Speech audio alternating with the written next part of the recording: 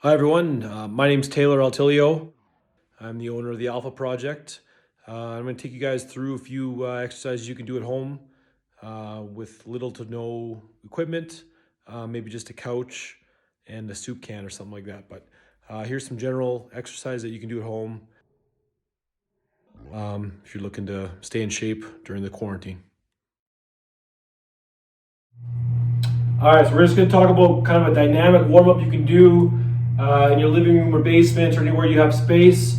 Okay, so just some things to get the heart pumping, the blood pumping, and also kind of get you ready, for just a general full body workout. So the first thing you can do, okay, is high knees in place. Okay, 10 to 15 seconds.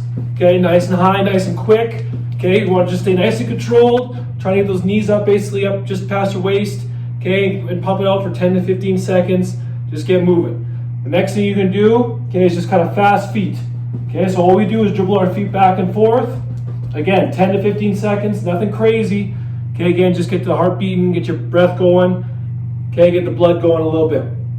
Now, after that, what we do is you're going to go down. Okay, we kind of do what we call a Spider-Man position, Spider-Man stretch. Okay, so you're going to try and get your hand on the ground, push-up position. Put your foot up just past your hand on the outside and try to keep your back leg straight. Okay, it's called a Spider-Man. So what you're trying to do is really stretch out your groin and your hips. Okay, and drive your hips down to the ground while keeping that back leg straight. Okay, alternate to about 4 times per side. Okay, so you're nice and loose. Okay, good stretch. After that, we're going to do what we call V-sit rollovers. So you're going to roll all the way back, and then come forward, and make a V with your body, with your legs, and get a good stretch.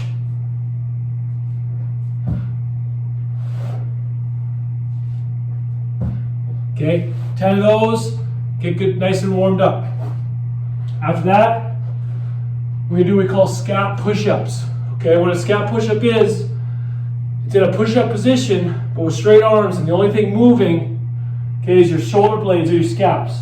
So get good shoulder push-up position. Okay, all you're going to do is try and drop your chest to the ground, push up as far away as you can. Drop your chest to the ground, push up as far as you can.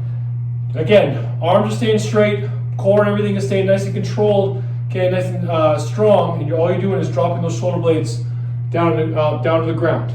Okay, so scap push-ups, in-place running, fast feet, V-sit rollovers. Okay, go through those in place, get warmed up, and then get into the workout.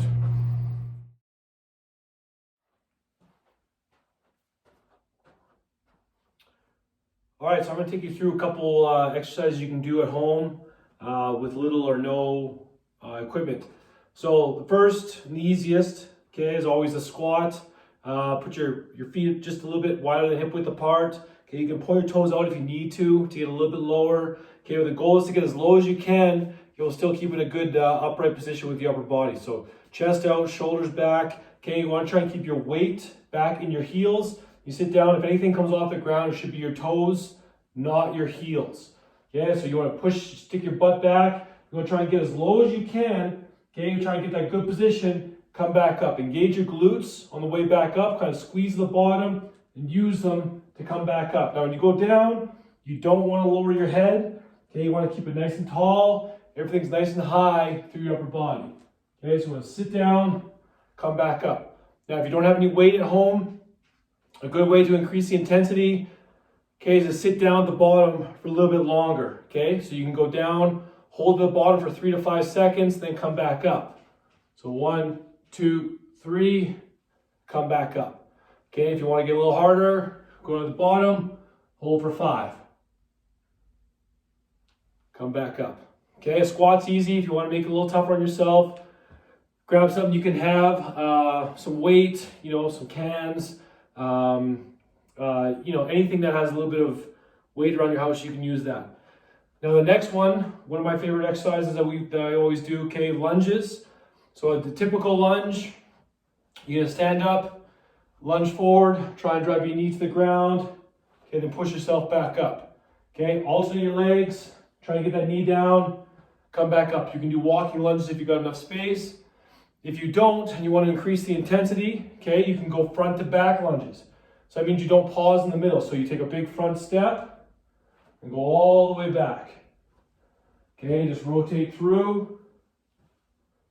Those like that. So alternating front to back lunges or just regular lunges, those are easy lower body exercises. Now the next, another one we use all the time, people tend to forget about the hamstrings.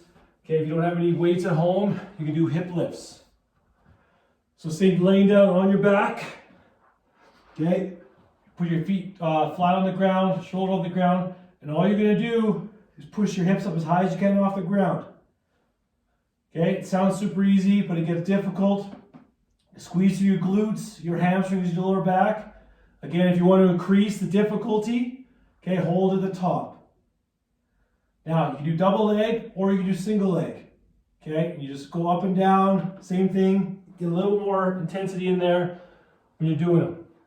So, those are some general lower body exercises. Okay, and then we'll work on to some upper body ones.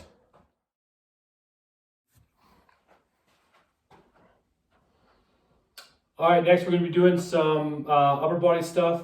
A little bit more difficult to do upper body stuff without equipment.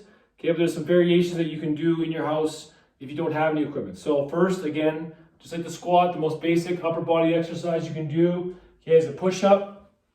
Now, just some coaching points that we use for push-ups. You want to have your hands basically underneath your shoulders. Okay, you can put them a little bit wider, but you don't want them up towards your face. You want them just underneath your shoulders. Okay, and you want to get yourself into a nice plank position.